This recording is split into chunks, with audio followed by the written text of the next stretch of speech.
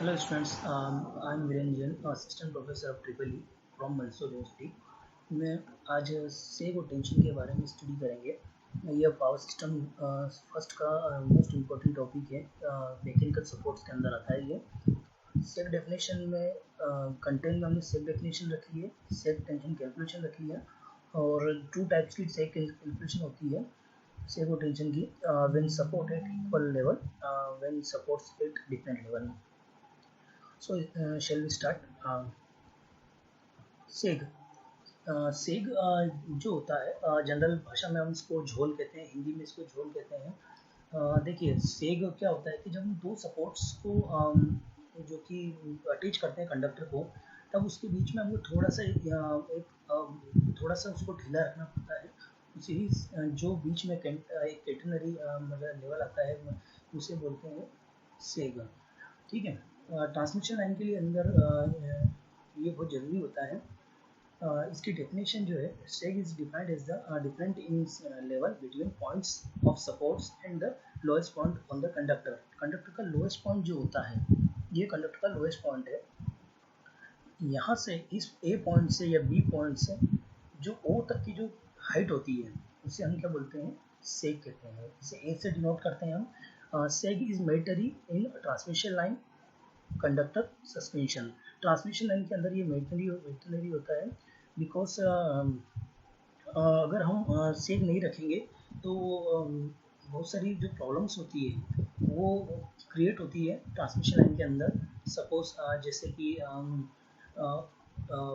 Stress create होना, ठंड के दिनों में कंप्रेस होना, गर्मी के दिनों में एक्सपांड होना।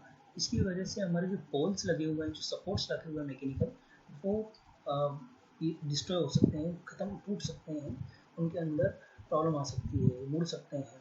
तो हमको सेग रखना बहुत ज़रूरी है और ट्रांसमिशन लाइन के अंदर 3% का सेग इम्पोर्टेंट होता है। ठीक है।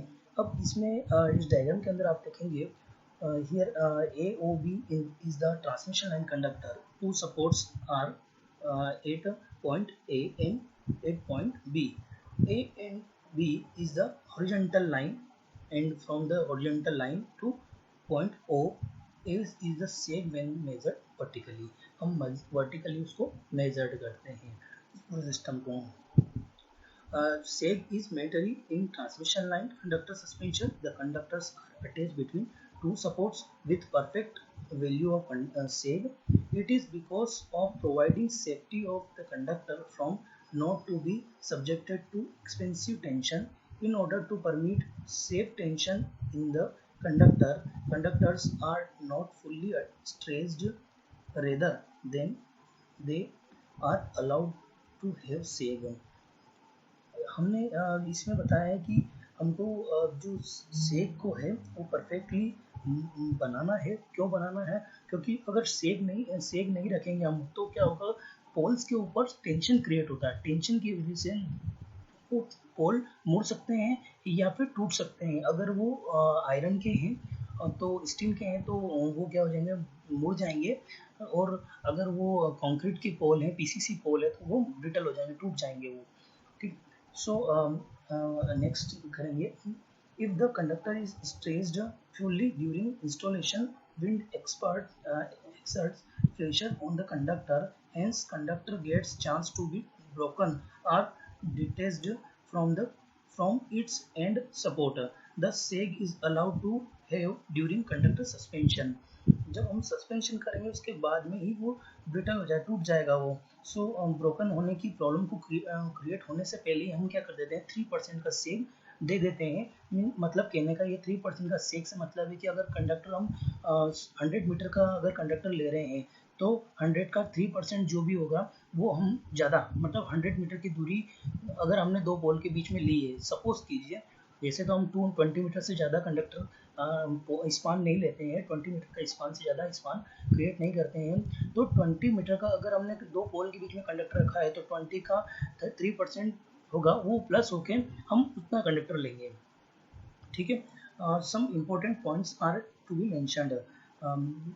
Same level of two supports, पहला पॉइंट है हमारा same level of two supports. When same level two supports hold the conductor, bend shape arises in the conductor, sag is very small with respect to the span of the conductor। मतलब कहने का कि conductor के span से काफी कम होता है ये, इसलिए हमको देना पड़ता है, नहीं तो क्या होगा, इसके नहीं देने से वो हमारे जो शेप जो रहेगा उसका शेप जो है वो चेंज हो जाएगा, हमारे कैटेनरी हो जाएगा वो।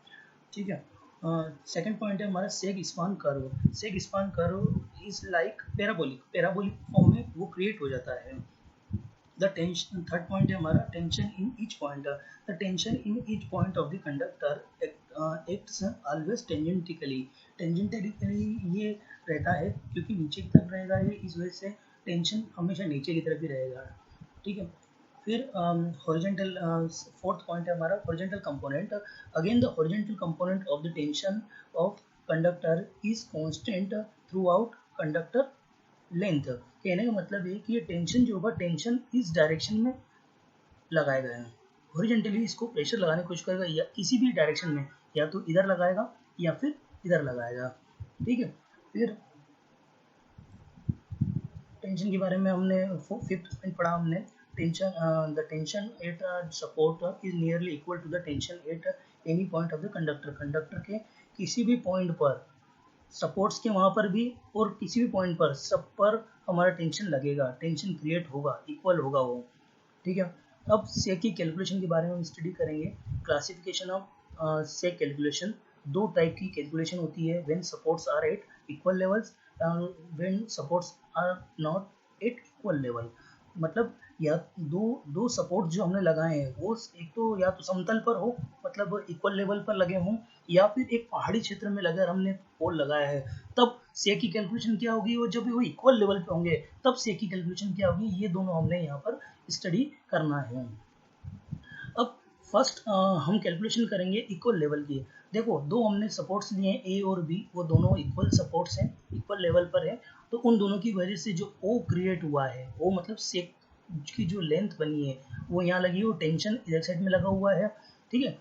हमने एक एल लेंथ का कंडक्टर लिया था, तो वो सेंटर में आकर पैराबोलिक होने की वजह से L/2 हाफ हो गया, आधा पार्ट इधर हो गया और आधा पार्ट इधर हो गया। हमने कोई एक पॉइंट P मान लिया, जो कि किसी भी कंडक्टर के किसी एक पॉइंट P पर हमने कैलकुलेशन करनी है, हम कैलकुलेशन करेंगे यहाँ से। ये यहाँ से इसकी दूरी जो है, यहाँ से इसकी दूरी x है। ठीक है। O से P की दूरी जो है हमारी x है।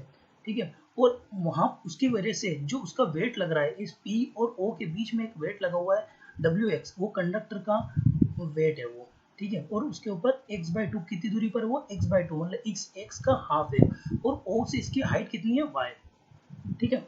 तो हमने यहाँ पर where L length of the span AB के बीच की स्पान है वो, T is the tension in the conductor, W is the weight per unit length of conductor, P is any point on conductor, और X distance of P to lowest point O, and Y is the height from the P to O। O से P की height है वो, जैसा कि हमने diagram के अंदर शो हो रहा है। इस पूरे डायग्राम के अंदर हमने एक एक पॉइंट जो हमने लिए हैं उन सबको डिस्क्राइब किया है।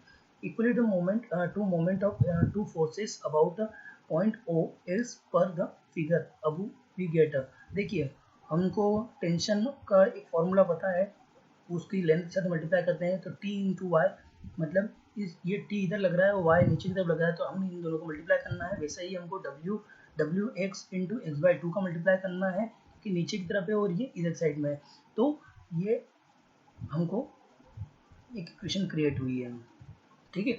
अब यहाँ पर y क्या है, y is WX² upon 2T। देखिए y ये किसका फॉर्मूला है, पैराबोला का फॉर्मूला है, तो ये हमने पैराबोला का फॉर्मूला यहाँ पुट किया। y इज द सॉरी यहाँ पर हमने क्या किया है कि y की वैल्यू फाइंड आउट किया है, तो y की वैल्यू फाइंड आउट करने के लिए हमने क्या किया है, WX² अपॉन में 2T ये क्रिएट किया है। देखिए इसमें हमने y को क्या माना है, s माना है, क्यों, क्योंकि हाइट है, तो जो यहाँ की हाइट होगी वो क्यों अपन ये यहाँ क्रिएट करें, क्योंकि हमने इस पॉइंट पर माना है, तो a हो गया। x is equal to L/2, x को क्योंकि L/2 के बराबर है तो हमने समथिंग मान लिया, मतलब हमने किसी एक पॉइंट पे लिया था। अब हम इस पूरे पोर्शन के ऊपर लेंगे तो क्या हो जाएगा, y is equal to s और L/2 ये वैल्यू हमने इसमें पुट कर दी। तो S is equal to W L square, so S is equal to W L square upon में 80। These are the sec formula. सेक का फॉर्मूला है हमारा ये, जब हमारे इक्वल लेवल पर होगा वो, जब हमारे जो दो पोल होंगे वो समतल पर मतलब इक्वल पोल पर होंगे, तो हमारा ये क्या बन जाएगा, ये वाला फॉर्मूला क्रिएट होगा। हमको डायरेक्टली क्या करना है, इन सब की वैल्यू पुटअप करना है, then find out the value of sag. Then हम नेक्स्ट चलते हैं सपोर्ट्स एट अनइक्वल लेवल। हम अनइक्वल लेवल पे चलेंगे। हम अनइक्वल लेवल के अंदर क्या होगा कि एक हिली एरिया है, हिली एरिया में एक पोल लगा हुआ है नीचे की तरफ और एक पोल लगा हुआ ऊपर की तरफ। दोनों के बीच में पोल लगा हुआ है, तो कंडक्टर का जो सेव हुआ वो एक डिफरेंट डायरेक्शन में जाएगा। एक जहाँ पर लोएस्ट एरिया है उस डायरेक्शन की तरफ हमारा सेग जाने की कोशिश करेगा। सो जो सेग हमने एक पॉइंट ओ माना जो कि हमारा लोएस्ट पॉइंट है, उसको ए से उसकी हाइट S1 है जो कि सेग S1 कहलाएगा, और बी से उसकी हाइट क्या है S2 है जो कि सेग 2 कहलाएगा, बी का सेक कहलाएगा। हमने क्या किया, उस O से A की दूरी x1 मानी है और O से B की दूरी क्या मानी है, x2 रखी है। देन पूरे लेंथ कितनी है, L है। हमारा जो दोनों की डिफरेंस है A और B के सपोर्ट्स के बीच का डिफरेंस जो है वो h रखा है, जो कि हमारा क्या हो सकता है S2 माइनस S बना है।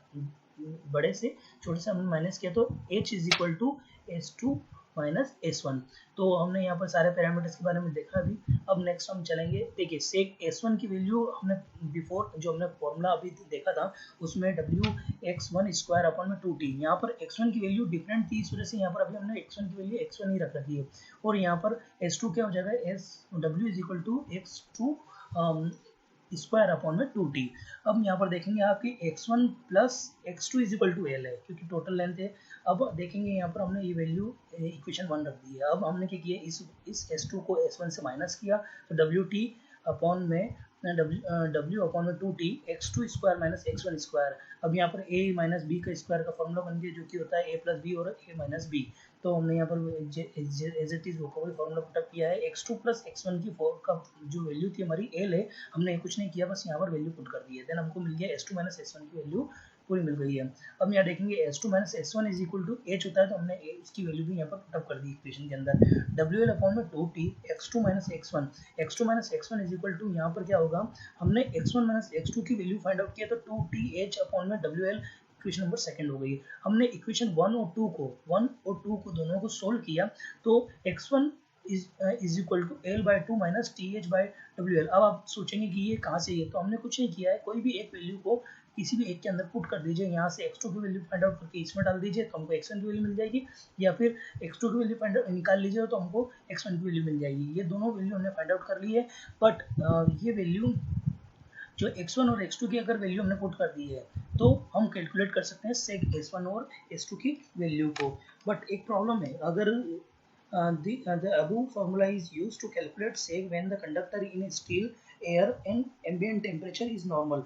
ये दोनों जो फॉर्मूले है कब काम करेंगे, जब हमारा एयर भी नॉर्मल होगी और हमारा टेम्परेचर भी नॉर्मल होगा। मतलब कहने का टेम्परेचर हमारा 25 डिग्री सेंटीग्रेड से ज़्यादा नहीं होना चाहिए और एयर भी नॉर्मल रेशियो में चलनी चाहिए। तो ये फॉर्मूले हैं उस पर वर्क करेंगे नहीं और सेक का कैलकुलेशन सही हो पाएगी। बट ऐसे एरिया जहाँ पर ठंड ज़्यादा पड़ती है, मतलब आइस एरिया है और जहाँ पर विंड एरिया है, ऐसे एरिया पर हमको कैलकुलेशन अलग करने के लिए हमको आइस लोडिंग और विंड लोडिंग का कैलकुलेशन क्रिएट करना पड़ता है, जो कि हम नेक्स्ट क्लास के अंदर करेंगे।